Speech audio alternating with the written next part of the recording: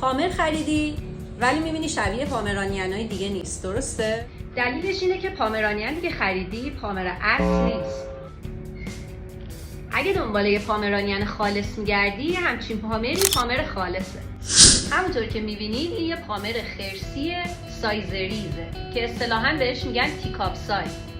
یه پامرانیان خرسی بوفیس همونطور که میبینید گوش و کوزه خیلی کوتاهی داره، دست و پای پرمو، پیشونی بلند و تراک و موهای دور صورتش هم خیلی زیاده. اینا خصوصیات یه پامرانیان خرسی بوفیسه. این کوچولوی خوشگلم که تو دست من میبینید جزو پامرانیان‌های خرسی بوفیس تیکاپ سایزه.